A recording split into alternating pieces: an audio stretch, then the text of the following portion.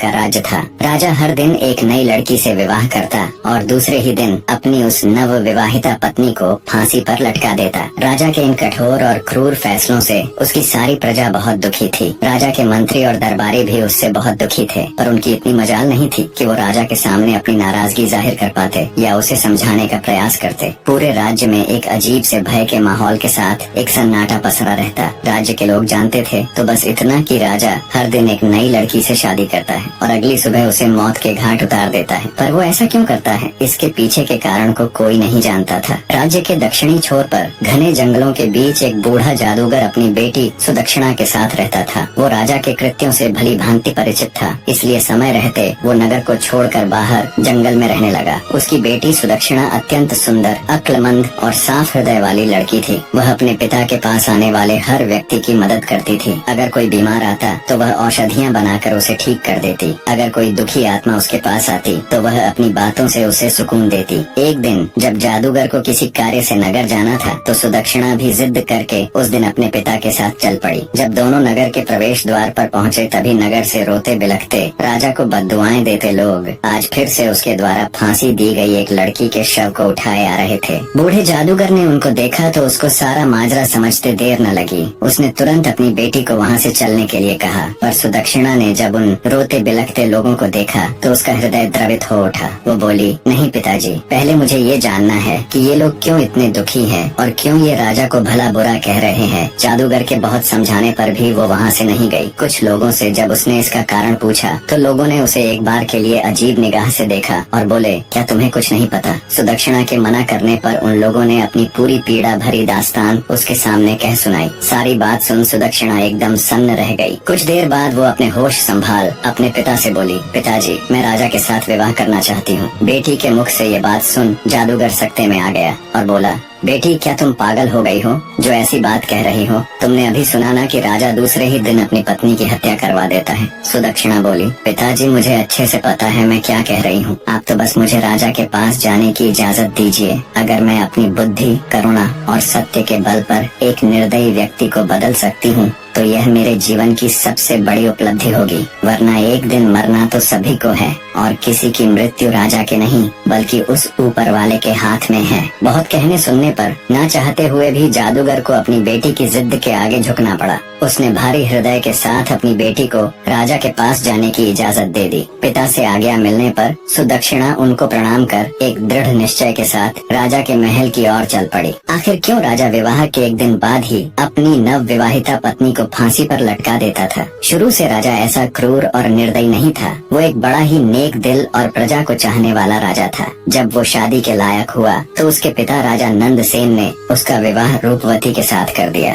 रूपवती बिल्कुल अपने नाम की ही तरह अति सुंदर स्त्री थी। राजा विकराल सिंह भी उसके रूप का कायल हो गया। वो दिलोजान से अपनी पत्नी को प्यार करने लगा। सब कुछ ठीक चल रहा था, पर फिर एक दिन ऐसा हुआ कि राजा के पैरों नीचे से जमीन खिसक गई। एक दिन राजा कचहरी से सीधा रानीवास की तरफ चला गया। जब वो रानी के कक्ष में पहुंचा तो उसने देखा उसकी पत्नी रूपवती एक गुलाम के साथ इश्क लड़ा रही है। ये देख राजा विकराल सिंह का संसार उजड़ गया। उसने तुरंत अपनी पत्नी और उस गुलाम को जिंदा एक दीवार में चुनवा दिया। रानी रूपवती की मृत्यु उपरांत राजा एक गुमनामी के समुन्दर में डूबता चला गया। उसने सबसे मिलना जुलना बंद कर दिया, कचहरी दरबार जाना छोड़ दिया। बस एक अंधेरे कमरे में ही खुद को बंद रखने लगा। राजा जब भी आंखें बंद करता उसे अपनी पत्नी और गुलाम का वो दृश्य याद आता। समय बीता पर वो दृश्य राजा भूल नहीं पा रहा था। बस वहीं से राजा के अंदर एक राक्षस ने जन्म ले लिया और वो प्रतिशोध की अग्नि में जलने लगा। राजा ने मंजे हुए चित्रकारों को बुलाकर रानी संग गुलाम का वो दृश्य ज्यों का त्यों बनवा लिया और उस तस्वीर को अपने शयन कक्ष में टंगवा दिया। अपनी पत्नी की बेवफाई से राजा इस कदर आहत हुआ कि उसे अब पूरी औरत जात ही बेवफा लगने लगी। उसके दिल में औरतों के प्रति ये नफरत की आग कभी कम न हो, इसलिए उसने उस पल की वो तस्वीर बनवा कर अपने कमरे में लगवा ली। क्रोधाग्नि में अंधे राजा ने फैसला किया कि वो हर दिन एक नई स्त्री से विवाह करेगा और अगले दिन उसको मौत के घाट उतरवा देगा। शुरू में राजा के इस दर्दनाक फैसले को लेकर मंत्रियों ने उसे बहुत समझाया, पर राजा ने किसी की नहीं सुनी। तब से लेकर अब तक राजा निर्दयता और क्रूरता से भरा जीवन जी रहा था। इधर जादूगर की लड़की सुदक्षिणा भी राजा के महल पहुंच गई। उसने महल के पहरेदारों से कहा कि उसे राजा से मिलना है, वो उनकी पत्नी बनना चाहती है। ये सुन पहरेदारों ने उसे अजीब निगाह से घूरा और चुपचाप उसका संदेश राजा तक पहुंचा दिया। राजा भी चक्कर में पड़ गया कि ऐसी कौन पागल लड़की है जो खुद मृत्यु को गले लगाना चाहती है। उसने सेवकों को उसे तुरंत उसके पास लाने का आदेश दिया। सिपाहियों के साथ आती सुदक्षिणा को राजा ने देखा तो वो उसे देखता ही रह गया। उसने आज तक इतनी मासूम और सुंदर स्त्री नहीं देखी थी। उसको देख राजा के चेहरे पर खुशी की मुस्कान आ गई, पर जल्दी ही वो फिर से मायूस हो गया।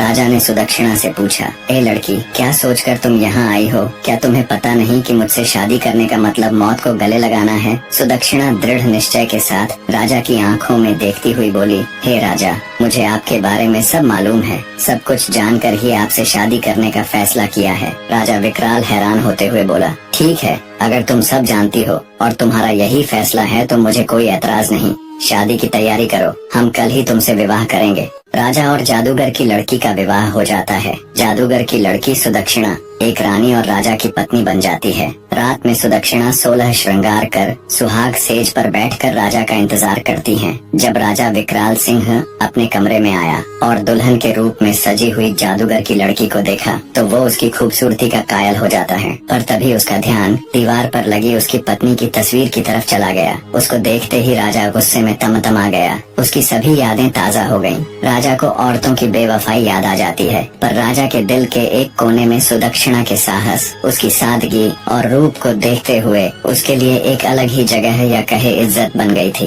राजा ने गुस्से से सुदक्षिणा से कहा, तुमने यह बेवकूफी वाली हरकत क्यों की? ये जानते हुए भी कि कल सुबह तुम्हें हम कत्ल करवा देंगे। नवविवाहिता रानी बड़े ही शिष्टाचार और आदर के साथ बोली, मेरे स्वामी, ये फैसला तो उस ऊपर वाले ने किया है और उसका फैसला मुझे हर हाल में मंजूर है। राजा बोला, सुबह तुम्हारे साथ क्या होगा ये जानते हुए भी? रानी सुदक्षिणा बोली, महाराज, मैं अच्छी तरह जानती हूँ कि सुबह होते ही आप मुझे मरवा देंगे, लेकिन उससे पहले मेरे पास आज की पूरी रात है और मोहब्बत की खुशी को लंबाई से नहीं नापा जाता बल्कि उसकी गहराई देखी जाती है। राजा बोला, तुम्हारी इन दिल फरेब बातों का मेरे ऊपर कोई असर नहीं पड़ने वाला। रानी सुदक्षिणा बड़े स्नेह और मर्यादा के साथ बोली, हे स्वामी, मैं एक रात के लिए ही सही पर आपकी पत्नी तो हूँ। इस नाते इस रात पर मेरा पूरा हक है। सुबह जो आपको करना है आप कर लीजिए। बोली, महाराज, पर अभी के लिए अपने इस गुस्से को त्याग दीजिए और थोड़े शांत हो जाएं। रानी सुदक्षिणा की बात सुन राजा का क्रोध ठंडा पड़ जाता है और वो आराम से कमरे में रखी एक कुर्सी पर बैठ जाता है। रानी सुदक्षिणा बोली,